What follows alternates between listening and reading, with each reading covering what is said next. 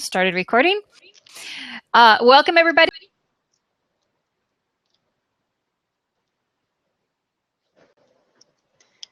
Marcy, I don't see you anymore.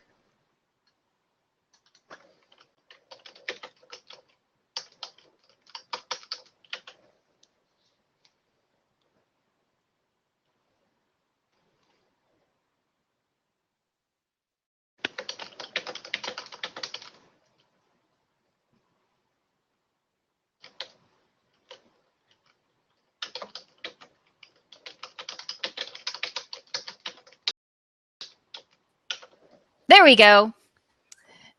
Can you hear me? It did that to me the other day. That was so I don't know. Suddenly it just went, oh snap! You're not here. As soon as I hit recording on my show the other day, it did exactly the same thing. Oh, okay. So I'm not sure, but of course it's still a beta testing. Yeah, that's true. That's true. So what I did is I stopped the recording and started it again. Well, I guess I could do that, but we're still recording and it's okay. It says pause, so. Sounds good. Okay, so hello, everybody. My name is Marcy Bond. I am the founder and CEO of Wild Child Publishing and Freya's Bower, two publishing houses. And this is my guest, Tonya Hofmann. Hey! And Tonya is the founder and CEO of Public Speakers Association. Yay! So today we're going to kind of talk about the importance of not only having a book, but also how speaking and publishing go hand in hand. Exactly. That's so much fun. So what have you found as the co-founder, or I mean, not the co-founder, the founder of the Public Speakers Association? How have you found publishing to be important in what you do? You know, it gives people credibility, which is really what it's all about, right? It's the ability to show yourself and show what you speak about. So I've got 6 books, and each one of them shows something else that I can speak on. And as you start developing yourself as a speaker or even in your business, you're going to find what people are like, you know, I wish I could get all those little things all into one place so you don't have to go over them over and over and over again. Right. So you can hand them a book and say, here's all the little stuff I don't really want to go over, especially if you're a coach or someone like that. Get all that little detail stuff out of the way so you can get down to the meat of it. Right. And the other thing that I found, like if you're speaking, your book is a way for someone to take you home with them. Exactly. And it gives people an opportunity, if everyone's familiar with the funnel, you know, if you got the biggest area of people or is that very first starting, wanting to know who you are and want to kind of get a piece of you, it's very inexpensive to just grab one of your books and now they can take you home, read more about you and learn, you know, and kind of start diving into your world a little bit. And if you look at, especially if you're a speaker, and you want to continue, how to say this, that when you're speaking, even if you write a book that tells them everything that you're going to speak about, frequently people are going to want to come see you even if they've bought your book. Oh, well, and people absorb things differently, right? So if you've got you're speaking, especially if you're speaking and you're selling your book at the back, you know, it could be exactly what you just talked about, but they absorb it differently. Right. Same way, the other way, if they buy your book first and then they go and hear you speak, they still absorb it. And it's also the way you say things. It never says it the same way twice. So it's a great way to kind of emphasize and help people absorb what you're actually trying to teach them. That's very true. Now, what about, how do you think speaking could enhance, for instance, like someone who's a fiction author? Well, even fiction, I was just talking to a gentleman yesterday. He has a kind of romance novel, and he's trying to figure out how to get his message out there. How is he going to sell this book? And he's like, well, how can I go out and talk about a romance novel? I said, but you could talk about something, say relationships. So you create a talk, a subject that will get you booked, people will want to hear about. And then throughout your presentation, you're kind of mentioning, just like in my romance novel, such and such, when Joni fell in love with Susie or whatever, you use those opportunities from your book that's fictional to give them ideas of how to do whatever you're about to tell them about the relationships or whatever it is that you're using. And wouldn't that also kind of set you apart from like other fiction writers? Because a lot of times when they go and they do speaking engagements and they do, speaking engagements and book signings, it's always all about the book or the process of writing.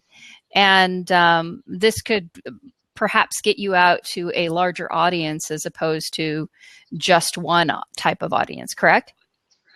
Right, because the hardest thing about getting booked is getting booked. So if you have something that's very narrow, so say if you've got a romance novel, how many people will book that? Unless it's a book club or something like that, that's their message is to help you, get your book out there.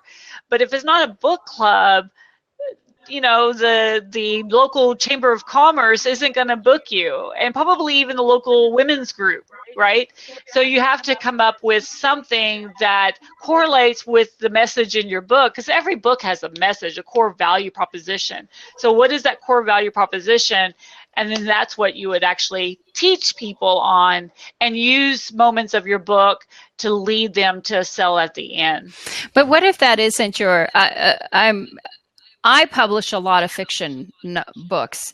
And so I think that nonfiction books are great too, but I'm also looking at avenues for all of these fiction authors who are out there so that they have a way to get their books out there and maybe leverage just a little bit how their books and their knowledge. So if these are fiction novelists and perhaps they're not experts in a specific field, do you think that they should keep it to their expert field and then try to work their book into that speaking engagement? Or do you see what I'm saying? Like, give me an example of one that you could think of, and we'll kind of use that as an example. Okay, so I have an author who has written, say, like a shapeshifter book.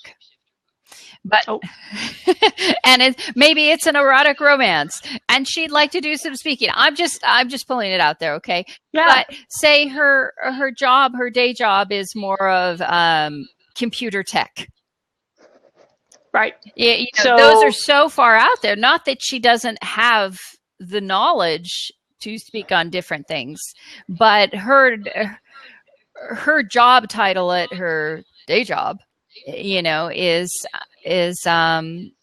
computer tech. Doesn't correlate it, right? So when she has to do is decide what does she want to sell when she speaks. Right. So it's kind of a backwards look. It's what you want the outcome to be is what you want to be focused on speaking about. So if her outcome is I want to sell my book, then she has to look at opportunities and construct a talk that helps her sell her book. Same thing with people who have a business. So say they wrote a book on how to do network marketing, right? Right.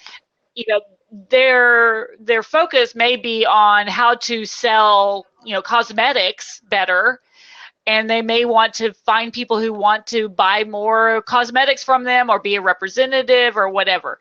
So they have to understand that going in, but they still have to get booked. So no one's going to bring them in just because they're going to talk about network marketing. People wouldn't do that. Right. So then they were like, well, what do I have? What do I have a specialty that I'm really good at that will not only lend to my book, but also to my business, right. Right. So it's the same thing. It's what is your outcome you want, and then how do you construct a talk that lends to that outcome? Now, what if you have people who are speakers and they have a book in progress, but it's going to take them a couple of years, and because a lot of times that's what happens when you write a full-length book that's 70,000 words. What do you recommend for those people? What do you think? What if they'd like to put out a book that's a little bit sooner? You know what I mean? Yes. Yes, and there's lots of different opportunities out there. It took my first book took me 2 years to write and 6 months to edit. The poor guy who had to edit it. I'm so sorry. And,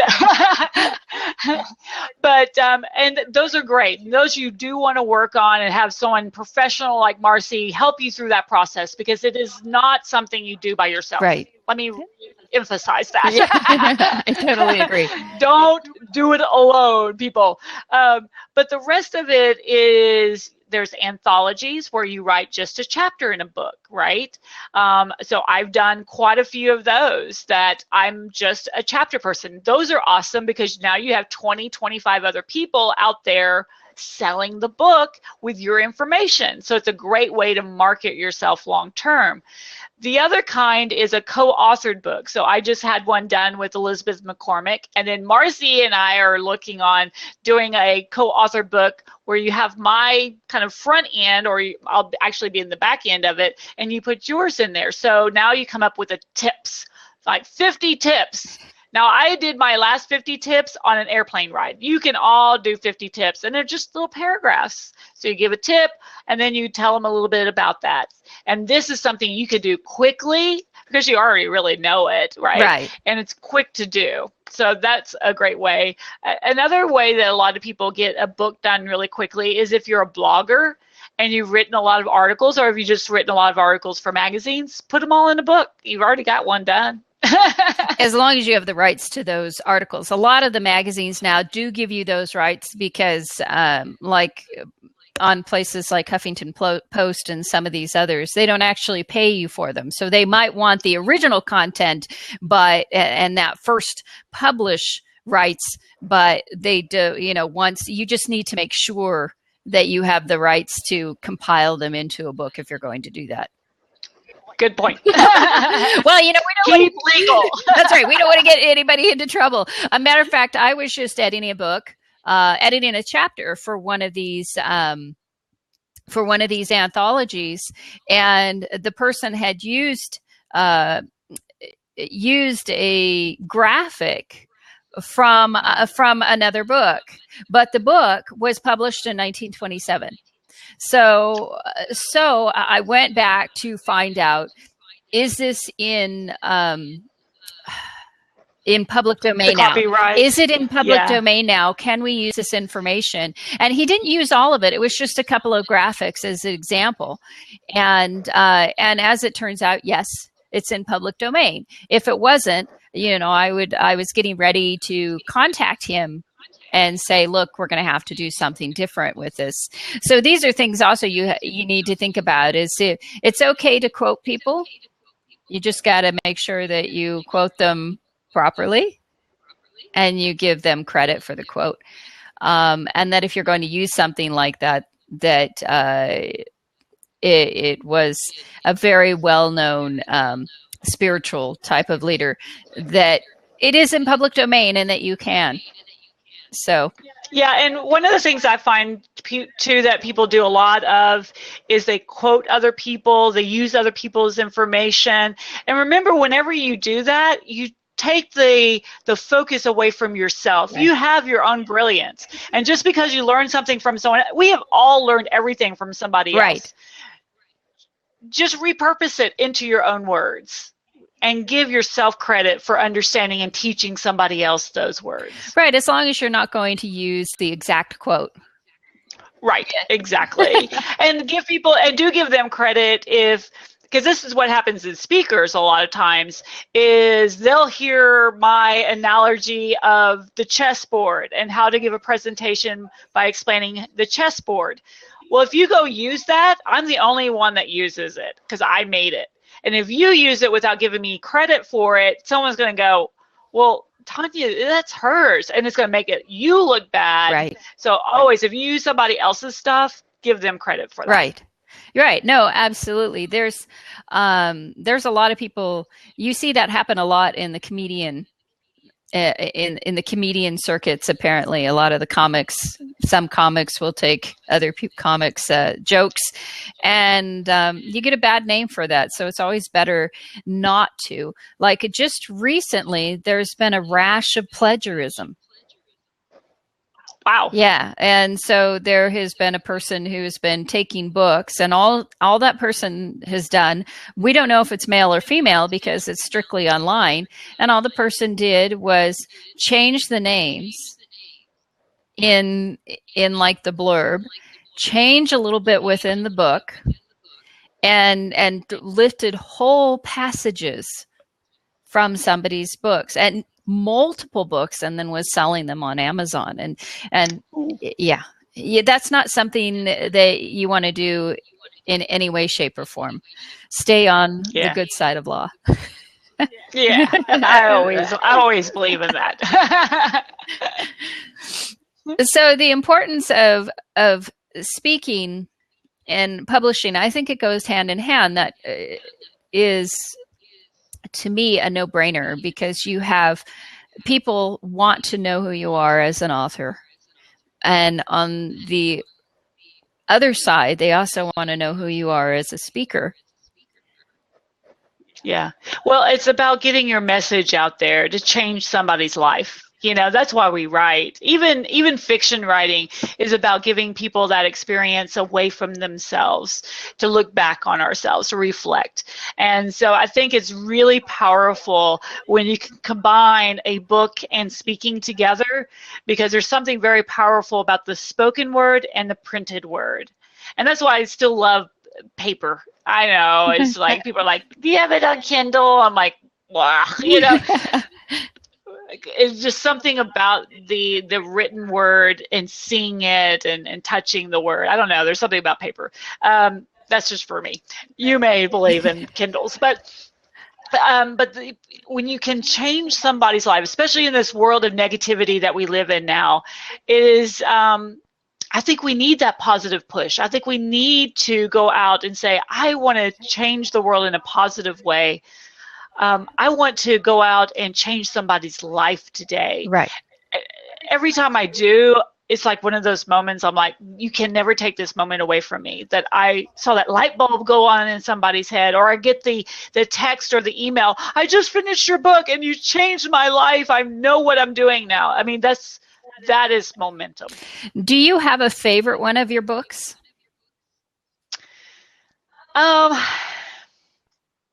I think that my latest, Own Your Fabulousness, you know, it's really about speaking, and it's just a quick tip book, so it's easy for people to get through and absorb, you know, a lot of information quickly.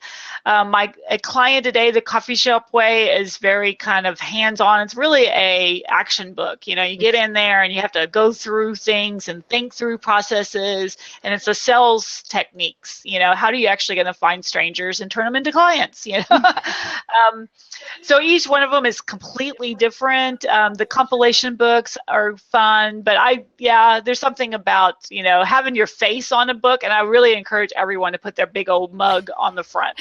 I had a really hard time with that because my publisher, it was supposed to be a coffee cup. Okay, so I have a client today, The Coffee Shop Way.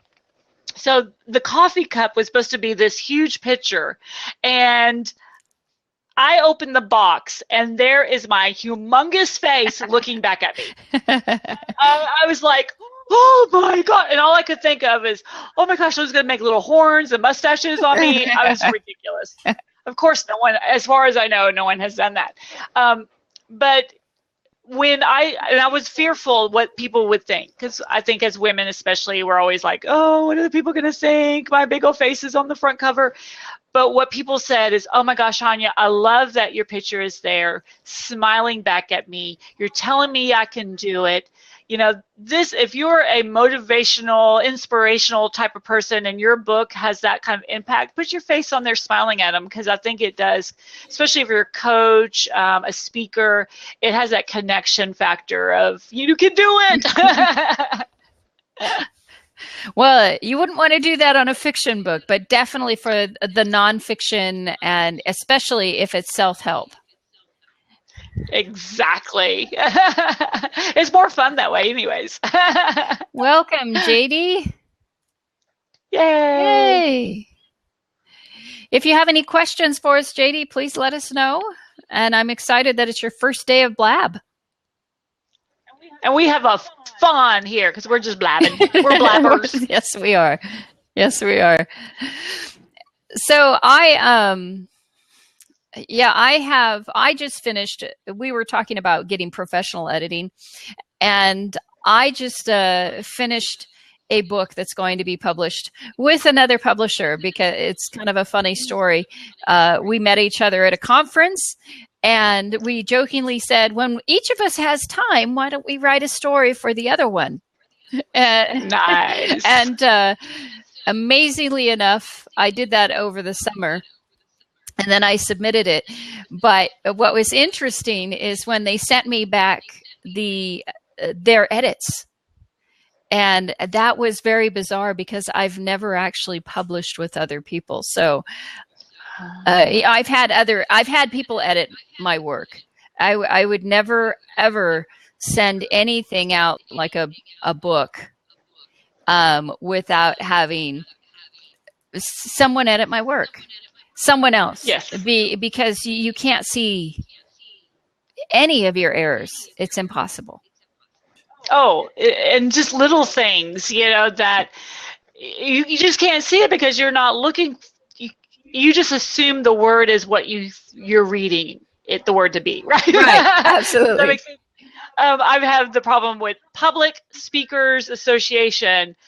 I had Pubic Speakers Association. I forgot the L. Well, that would be a problem. That would be a big problem. And so if I didn't have an editor read, because I must have read that over that a gazillion times and never saw it. And my editor was like, Tonya, just let you know. Yeah, trying to think of what a pubic speakers association would be. Yeah, we don't want to think that. No. So what motivated you to start that? To start the association? Yes. It really was about helping people, because I meet so many amazing people, and they have incredible messages that can go out and change lives. I mean, immediately you could just see how if they could get in front of somebody, they could change somebody's life. But nobody knew about them. Nobody had ever heard their message. They didn't know where to get booked to speak. They didn't know how to market themselves. And I'm like, there's got to be a better way. And I've had multiple networking group organizations that I've owned in the past that I've sold. And I was like, why don't I just create my own? And so because I couldn't find anything that was really proactively helping speakers get their message out to the world. So that's why I started it. That's fabulous. I know I'm a member. And I've received emails from you with opportunities for speaking. And it's really wonderful. It's so much fun to help people find opportunities, and we create a lot ourselves. We create a lot of momentum for people, because again, if no one's ever heard of you, how can you change their life? Well, that's true. That's true. It's very hard to change someone's life if they've never heard of you. So exactly, like I just was talking about you earlier today, because I was talking to a gentleman who's wanting to publish a book, and I said, I need to connect you to Marcy.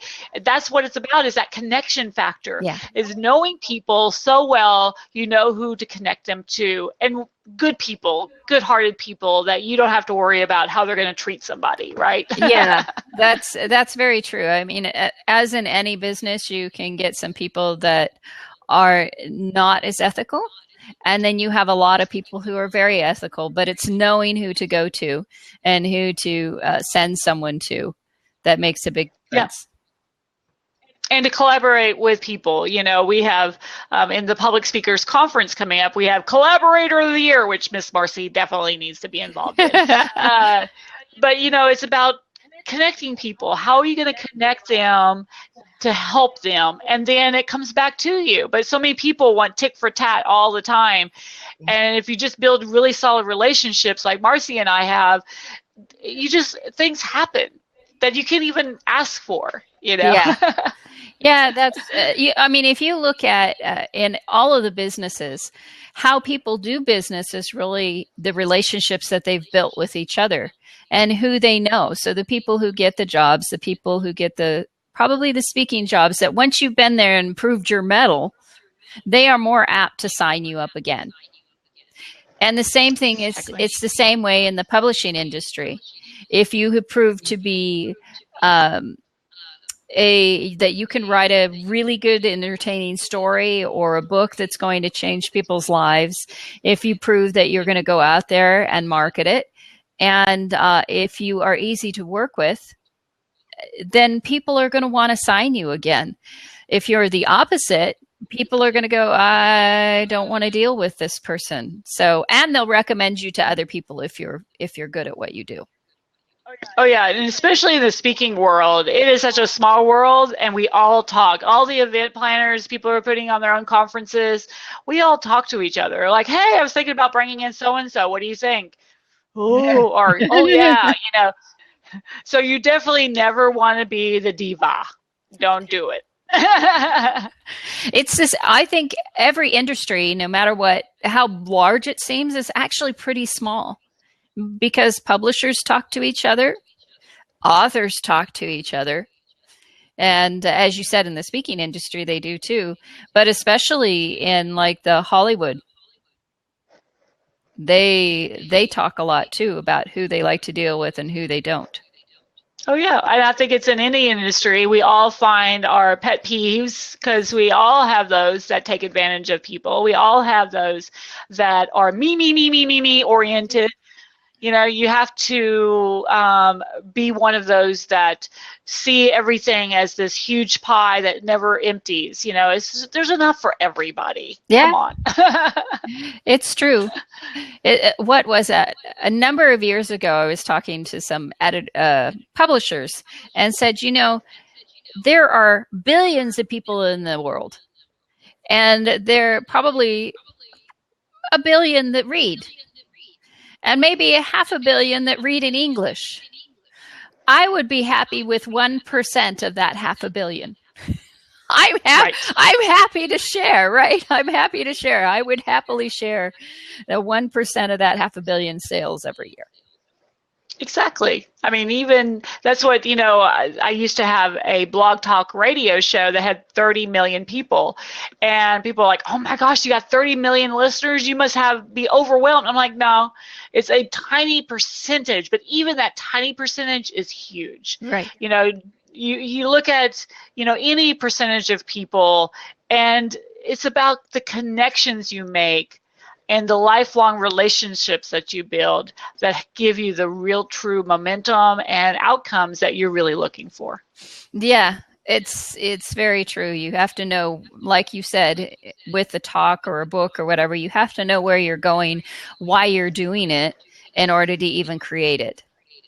Exactly. And I think that's probably something you could address, is that a lot of times people, they want to write a book, but they never sat down to think through the process of what they want to actually say in their book, right? Well, that's one of the things. It's very important. You have to know your purpose of it, not just what you're going to say, but why are you writing this? And there is no wrong purpose. If it's to entertain people, that is absolutely right. If it is to educate people, that is absolutely right. Maybe you're doing it to rile people up. I don't know how right that is, but maybe it needs to be done depending on the issue, and if you think that that's going to help raise awareness, then that's exactly the right thing to do. So finding out why you're writing it, and also why it's important to you, because you have to have a strong motivation, whatever the reason is, because if it doesn't light the fire in you, you're not going to finish the book. So what lit your fire to write, beyond the 50 tips, but the one that took you 2 years to write? This one, it was like a pain in the butt. I decided to write it because everyone was like, oh, because it was about 2010. I decided I'm going to be a speaker, right? And so I started my little speaking career and started moving that direction. And everyone's like, you got to write a book, you got to write a book, got to write a book. And there was a particular group of people that they wouldn't book somebody unless they had a book. And I'm like, all right, fine. So I set off to write a book. Now, I messed up and didn't hire somebody. And I'm going to suggest everybody just go out and make the investment, because it will help you so much. And I would do it, write 30 minutes in between meetings that I would have at Starbucks, right? And it was like a mess. It was like all over the board. It was like, it made no sense, because you're doing short little blurbs and nothing is correlated in together. And then finally I met a guy that was like, what are you doing? I was like, oh, I'm writing a book. He's like, no, you're not. And he's like, let me help you. So I hired him and I got it done. It was like, he not only kept me on track, he helped me identify what I needed to be talking about, that there's actual chapters. What do I want to say in each chapter? And help me get it all done. And that was the brilliant moment for me, is to understand and let go of the perfectionism that I need help, and I need to just ask for help, and I need to actually pay for help. That was probably the hardest thing for me to get over in my business and in my personal development, is that I need help, and that paying for help is actually the best way to approach it, because you have value in yourself and you have value in the person that you're taking the information from. Well, I have to agree with you there. It's true, because a lot of times when you put money down, then somehow the motivation becomes bigger than just if you don't. Well, I think you take it more seriously. Right. I'm like, okay, I did it. Now I've got to really be committed. Right. Oh yeah, that's absolutely true. So are a lot of the speaking engagements now, do they still require books, or has that increased or decreased, or? It has decreased a little bit, because now people look at so many different things. Back then, it was just, do you have a book? And then what is your business, or what is your expertise, right? There wasn't a lot to gauge people from. Right. Now, because of social media and Blab and all these other things, there's more to pull from. But still, it helps to be a published author. It gives you credibility, and especially if they're looking at, if you do goal setting and there's two people that they're picking from, the person with the book is probably the one they're going to choose, because it just gives you that, it's like a huge resume, right? It's like saying, oh, look, people say that you're awesome, right? It just gives you that. And it also gives you a little more cachet, and maybe says that you're, whether it's true or not, that you're more serious about it because you've taken the time to actually put it down in a book. Yeah, and I think it also shows that it's kind of like getting a degree. What does your degree really say? It just says that you can actually push through something to get a degree, right? In a lot of respects. Yes. You gotta learn some stuff. Okay, fine. But it tells them that you can accomplish something. And I think that's really what books do, is say that you can push through. They know how hard it is, especially a full-on book. Yeah. And so it gives you that credibility that you're in for the long term. You're not just here and you're going to be gone tomorrow, that you're here for a long term. Well, that makes perfect sense.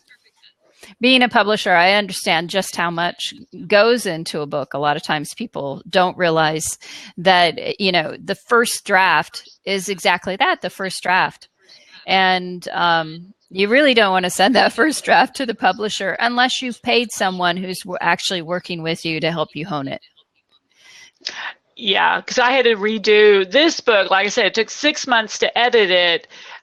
Because a lot of times what I didn't realize I was doing is I would say, there was one story I just absolutely loved, and I would say it like a gazillion times because I forgot I had already said it. And the guy who was editing was like, oh my gosh, Tonya, how many times do you have to say that? I was like, I really like that story. And he also was great because there's some things that in my head sounded logical, and he's like, I have no idea what you're trying to say, and especially try to get somebody who's opposite from you. So if you're Yeah. really analytical, find someone that's, more, inspirational type of person. And if you're in, kind of a social butterfly, find someone who's more analytical to read it. That way you're making sure that people understand it that aren't just like you. Yeah, that's true. The editor, it actually went through two editors. So my first editor said, "You're in love with couch." And I said, "Well, why don't we just put couch in the word couch in the title?" And I'll just randomly start changing words and put couch in the place, just we were joking around. And then when it came back from the line editor, she had highlighted, apparently I really like the word smile. And I'm like, okay, well, maybe we should now couch and smile. I've got to read this book now. Well, it's a contemporary erotic romance, so. Ooh, okay. Couch and smile has a totally different idea now. You're smiling when you're on the couch, right? That's hilarious. So it was, but it was really funny. It's like, wow, I didn't realize I was in love with that word, but I do like it when people smile. So what can I say? Well, and I think that's the thing for even speakers.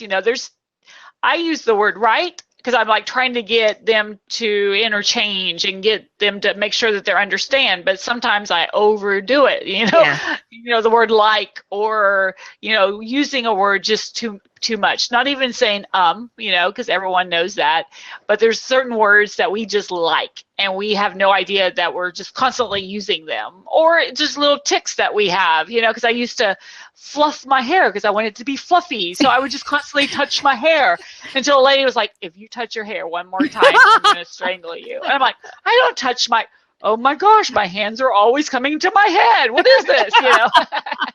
I'm just going to pet myself. Oh, right. Oh. It's awful. So how do you recommend people, how do you recommend that people check to see, whether or not they're using pet words? I think it's much harder to do that when you're speaking because you're at a live event, and unless it's being recorded, then you have no way of knowing whether or not that you're using these pet words unless someone says something to you. You can do one or two things. You could have a friend or someone that that's there. Just say, hey, while I'm talking, what am I doing weird? Or how many, tell me if there's a word that just is way overused. Just ask somebody. And that's great because they're listening with that kind of ear. Another thing you can do is very inexpensive. There's little tiny recorders, they're just about like that big. And get a lapel mic. Hide it in your clothes. No one will even know that it's there. And record yourself. Start the recording way before, people even start coming in. So there's going to be a lot of dead time. Make sure it has enough space on it. But then record it and then just listen to it. And don't listen. Listen for and you have to kind of, because you're going to be used to hearing yourself say some things, you're going to have to really listen with a different eye, or a different ear, or just hand it to somebody else and say, hey, can you listen to this for me? And ask them to critique it. It's great when you can ask somebody else to help. Most people love helping, and they will.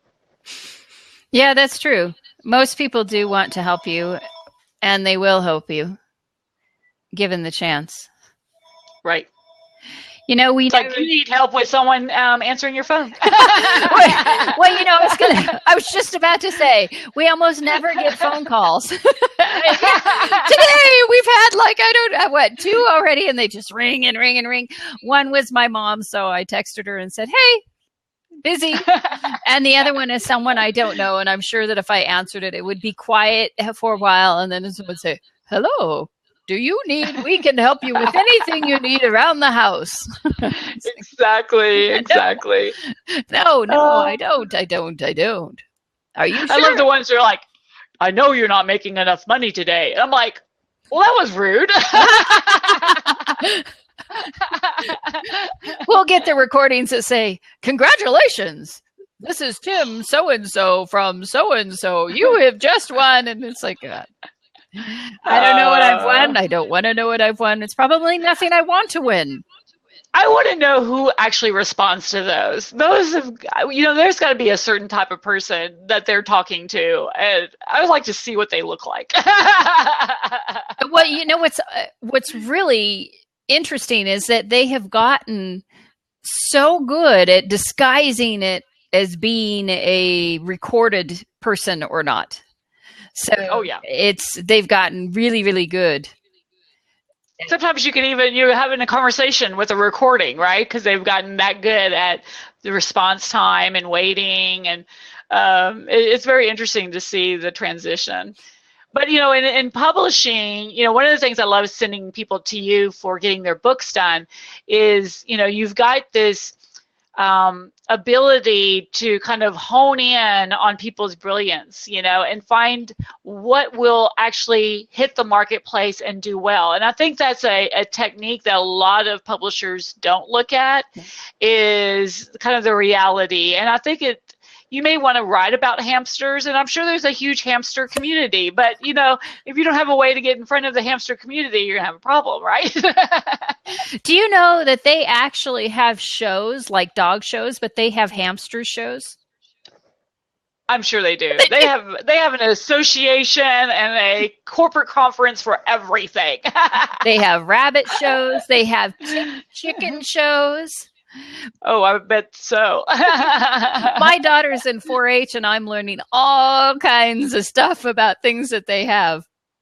And it's exactly. But the interesting thing is, though, is if that's your passion, you need to get involved in that community. Yes.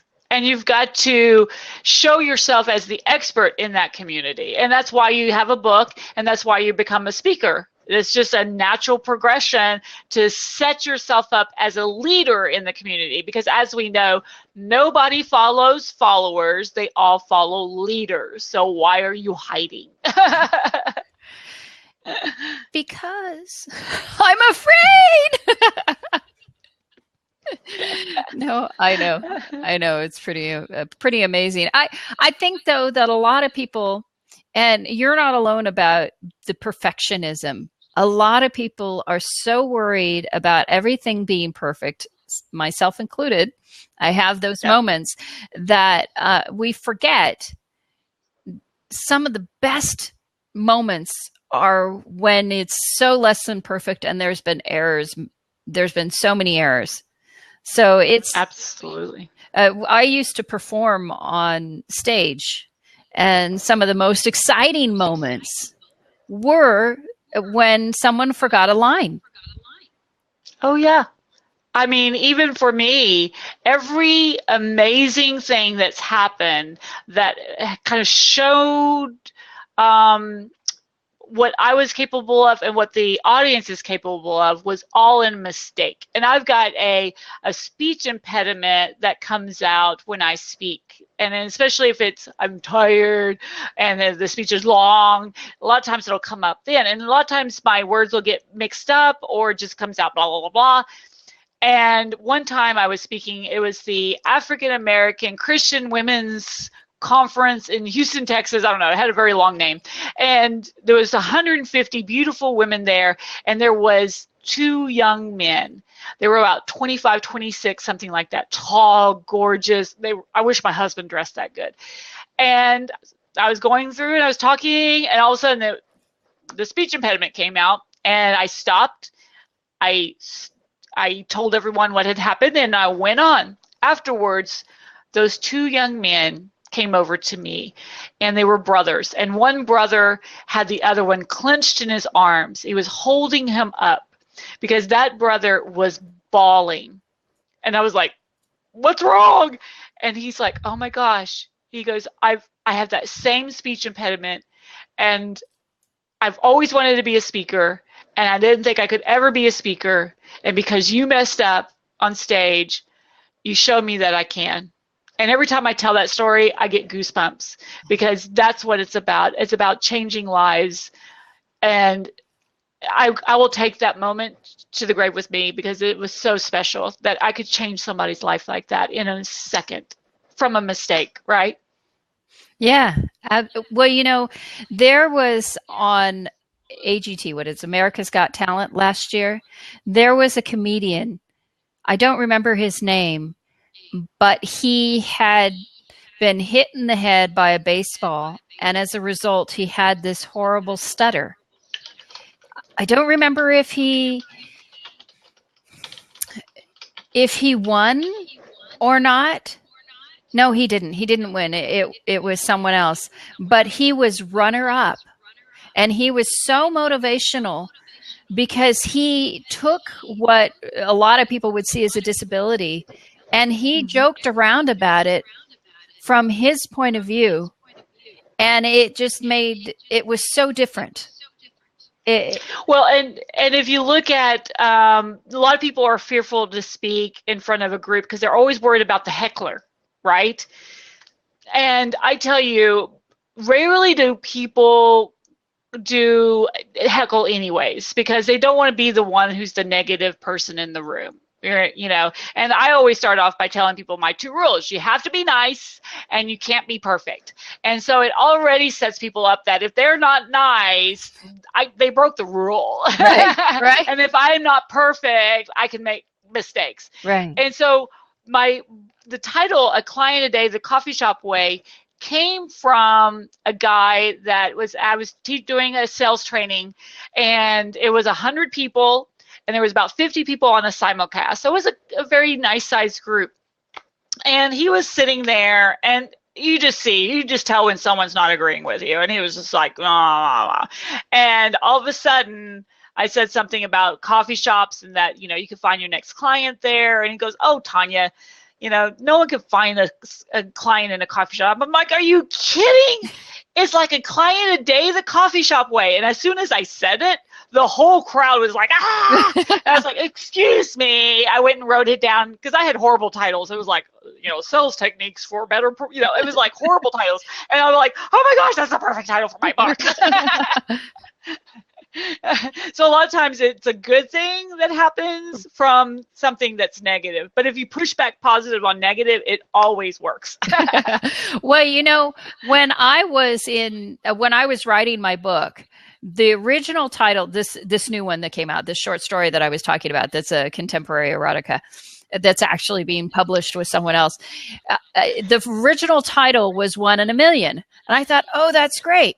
But as I was writing the book, she mentally called the guy in her head Mr. Hotness. And I thought, that's the title. Mr. Hotness. Yeah. Mr. Hotness is the title just because it's a romantic comedy. So it sets the tone of this is not a serious War and Peace tome. Yes. You're going to pick it up and it's going to make you smile. And you're going to want your husband nearby or your boyfriend nearby or your significant other nearby. And so it's exactly like that. Sometimes you beat your head against the wall trying to get that title. Oh, and people want the title first, and it doesn't come first. You have to, and that's what's so great about speaking. So when you're a presenter and you're presenting in front of an audience, it is brilliant for entrepreneurs, coaches. You're writing a book because it's immediate market research. So we don't have millions to spend on research. So in order to find out what works, you have to say it. And you get immediate feedback from the whole audience right around you. Do they like it? Do they not like it? What do they like? And I even have let me show you. I've got these little contests that I do when I speak a lot of times. And I ask them for their comment and what they learned today. In the comment is the title of my books, my workshops, because they're writing down what resonated in their ear. Right? So A Client a Day Coffee Shop Way was written over and over again. My last book, Own Your Fabulousness, came same thing. A guy was sitting there. I was trying to come up with a title for a speaker's book.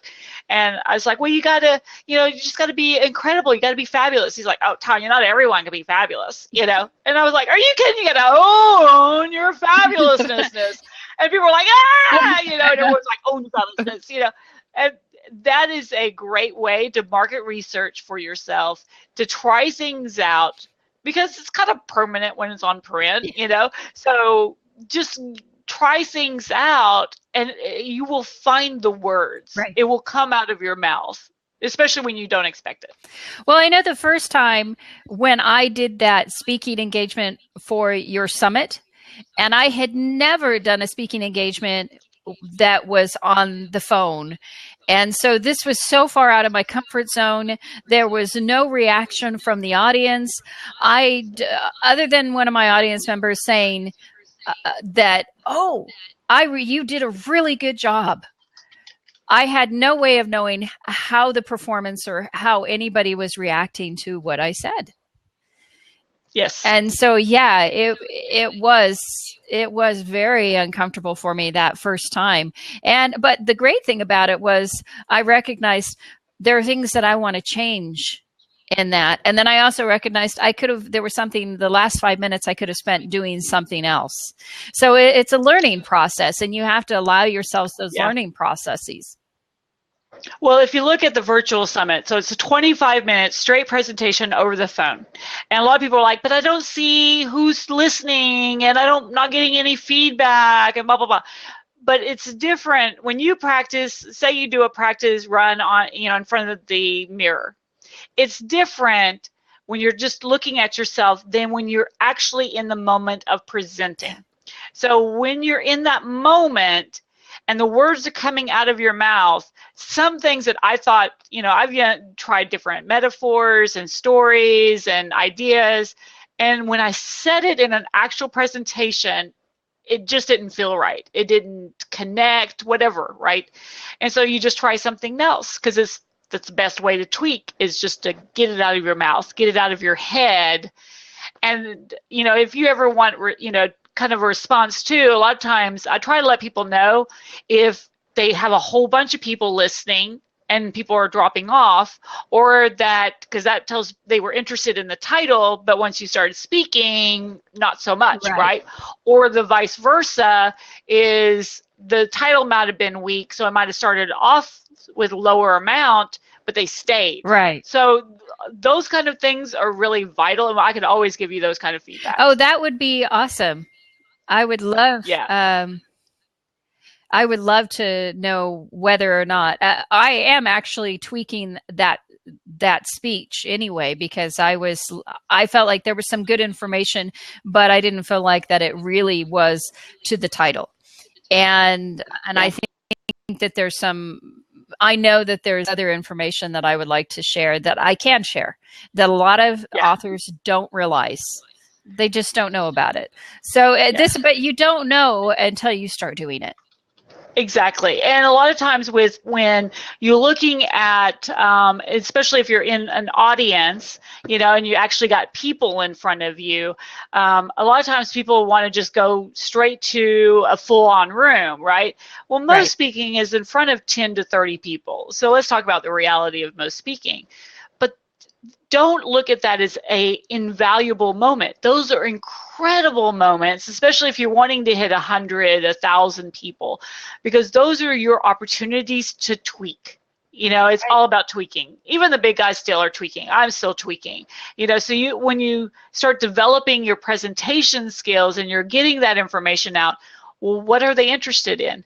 Are they buying your book? Are they buying your program afterwards? What are they doing? Are they wanting to even talk to you afterwards? Most people think of a professional speaker as someone who gets paid to speak. But today's, kind of description of what a professional speaker is, when you get off of stage, do people want more? Do they want to follow you on social media? Do they want to connect with you right then? Do they want to opt into your newsletter? Do they want to buy something from you? Because in 30 minutes or an hour on stage, you can't change people's lives forever. You have to have them come further. You can only tell them so much about book publishing, right? They have to actually buy into you and what you could do to help them, to make them be fabulous. Well, that's very true. When I used to do shows on historical women, and my second performance, but my first full-length show was 45 minutes long. And that first show, was for 150 third graders. Wow. And let me tell you, that was one of the most painful shows I have ever done because I hadn't written the show to my audience. So I had written this beautiful essay. And really, for third graders, what you need is a performance. For most people, it's a performance. Right. That's so true. But third graders will let you know. Right at that moment, they will boo you. They will do all kinds of stuff, and you do not. So you always want to make sure that whatever you're writing or whoever you're speaking to, whatever you're speaking is to your target, to your market. Right? Absolutely, Donna. Know your audience. And another thing to look at too that's really important is, so you take an audience, right? So 25% of your audience automatically doesn't like you. They don't like the way you look, the way you talk, what you're talking about. They're not agreeing with you. So let them go. Let the negativity go. Don't worry about the 25%. Focus on the top 25%, the people that are like hanging on to every word. They love you. There's like this kinship. Those are the people that you focus on. Now, what most people do is they only focus on that top 25%, because those are people who are ready to buy, they're ready to do something with you, they're ready to collaborate, they're ready to give you an opportunity. The other 50% that's left over haven't made up their mind. And that's where most people leave a lot of money on the table, is because they don't talk to them. So those are the people you bring into your world, into your newsletters, your social media links, something to get there connected. And what you have to remember too, especially you ladies out there, is that 25% that doesn't like you, it's okay, because you don't like them either. So who cares? Let them go, And the 50% that opts out of your newsletters, I never want you to look at who opts out ever again. It does not matter. Let the negativity go. Focus on the positive, and you will explode in your business, in your life, and get around fabulous people like this. Well, I think a lot of people have a hard time focusing on the positive, and instead of focusing on the negative for whatever reason. We just focus on the negative instead of the positive. And I think that does drag us down. Exactly. Because I know I'm really bad. It's just like most everybody. We have a tendency to gravitate to the negative. And when I look at myself in the long term, I think a lot of people have, we just look at our news and everything. We gravitate to the, oh no, we gravitate to that negativity. And it's hard to stop and go, no, not going to do it. Push it aside, and then find and collaborate with people, find the connections that will help you grow, and then put positivity on top of that. Be a helper, be a giver, be someone that's supportive. When I reach out to people to book me to speak, I'm always asking them, how else can I help you? Can I do a webinar for your people before they get there? Can I do a video so they see me before they get there? How can I help you connect to sponsors, vendors, audience more? Can I help you promote it? It's about helping them. And you won't believe what doors will open up when that happens. No, I do believe it. I think most people do want to be around positive energy. You don't want to be the Debbie Downer if you watch SNL. You don't want to be I don't know if you do. That's a very old skit. But, no matter what anybody said, she always had something negative to say and brought all of the energy down wherever she was. And you don't want to be that Debbie Downer. You want to be that Pollyanna. Now, Pollyanna might irritate people, but then people also remember, look, she has such positive energy. This is the type of person I want to hang out with. Yeah, that's why I created my rule that you have to be nice, and I do kick people out. But what happens usually is about 90% of those that I'm about to kick out they are like, what do you mean that someone's saying that I'm negative? I'm the nicest, most positive person I know. And when I make them look at themselves, 90% of them go, oh, well, I didn't know I was being negative. And they do this total switcheroo and they become amazing, because a lot of times we can't see and hear how we're showing up in the world. And for a lot of us, I know I used to be like, oh, gas has gone up again. Oh, I've got to do this. Oh, and I didn't realize I was that way until someone pointed it out, and I really had to put a mirror up to my face and go, okay, Tonya, you gotta stop this. And sometimes it's easy to slip into. I was driving my daughter back home from her class today, and I got behind someone who was slow, and I was like, let me out. And then I thought, do I have control over this other person? No. Well, but who do I have control over? I can either be upset, or I can just let it go, because there's nothing I can do about it. So where do I want to put my energy? Well, and for me, I'm always I always believe in the rules, right? If the rules say, but you should always do the rules before you're asked to. And mine was traffic. If someone didn't get in the back, right, and they snuck in the front, that would just irritate me, because I would get in way back when I saw that everyone needs to merge. Right. I would go ahead and merge, and then people go around me, and then I realized one day, I'm like, they are following the rule. It says to merge right up there. Nothing says they have to merge back here. And they may be in a hurry. I don't know what's going on in their life. And, and so I started, experimenting with myself. I was like, I'd get up there, right, and someone's trying to squeeze in, and I'm like, oh, come on over. And just in that fact that I would make a positive in my heart and my, brain to say, come on over, make it easy for them. It just alleviated so much angst in me. It was a brilliant moment for me, I have to admit. Well, and it makes a big difference, too, how you approach something, whether you do it with joy or whether you do it with anger or sadness. All of that will come across whatever you're doing. Well, and it's kind of like, when you're writing a book and stuff, if you're focused on that it's tedious and it's hard, it's going to be tedious and hard. So it's also where you put your energy. If your energy as a speaker is to go out there and change lives, or is it, I need to close this group today. People could feel the difference, and when you start letting go of the outcome, your confidence goes up.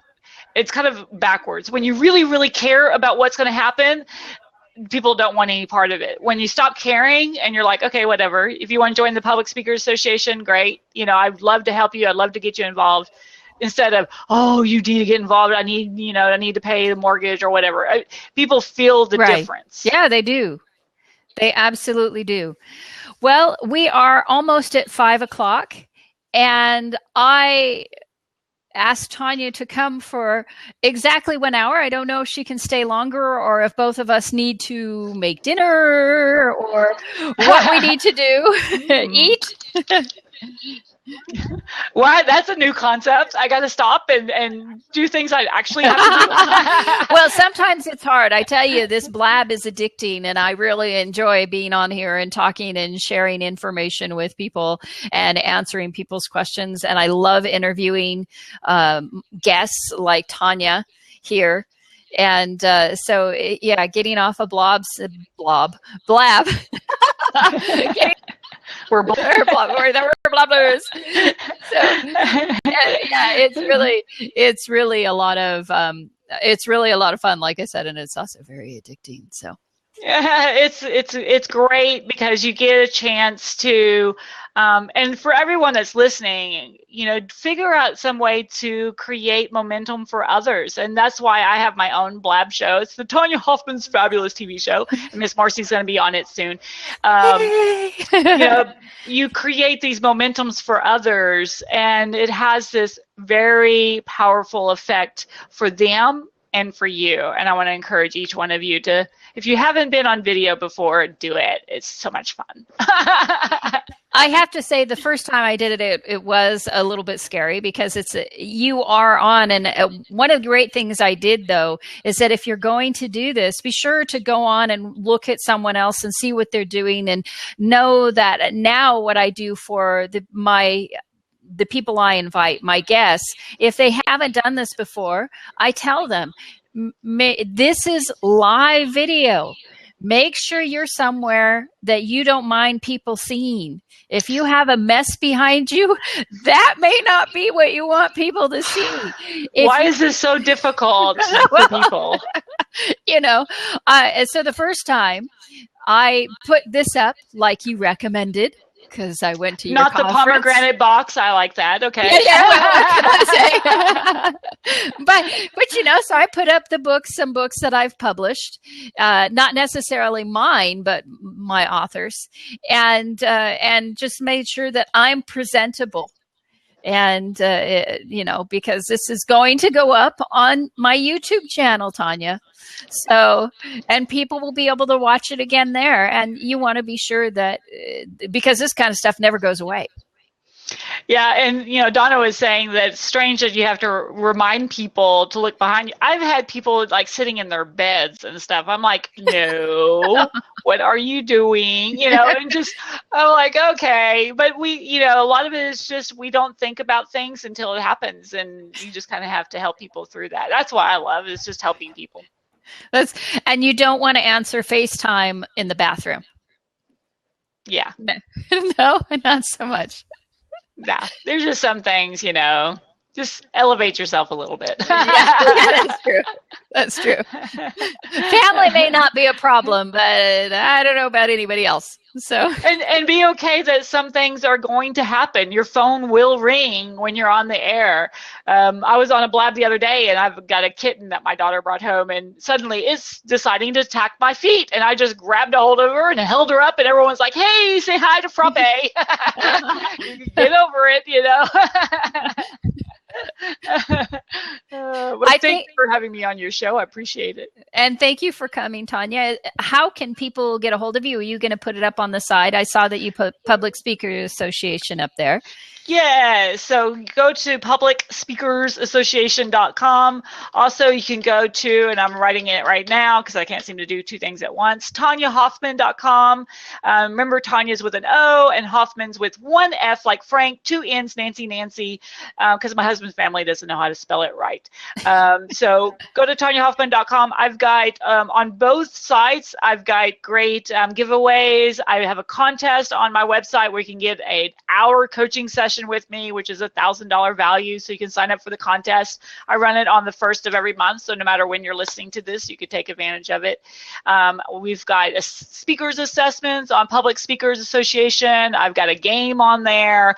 We have all kinds of fun things going on, so get involved and get connected to this fabulous woman, because you'll definitely want to do that. And thank you, Tonya. This is Marcy Bond in my publishing lounge. This will be once a week. We are going to skip Christmas week. We might be here for New Year's Eve early. I don't know, because I might be out partying. But you can also find me at marcybond.com. That's B as in boy, A-U-N as in Nancy, and it sounds like Audubon. Or finallypublished.com. You can also find my publishing houses at wildchildpublishing.com. I think I'm going to type that in there. And wait. That one's regular fiction and nonfiction. And you can also find me at freyasbauer.com. That's for those of you who enjoy erotica and romance. Yeah, everybody's got to have that. Love runs the world. I wish it did anyway. If love ran the world, it would be a much nicer place. Yes. Yes, let's go make someone happy tomorrow, right? Or tonight even. That's right. Make ourselves happy too. Don't forget about yourself. Absolutely. If you're not happy, nobody's happy. Perfect. So thank you. Bye-bye, everybody. Bye. Bye.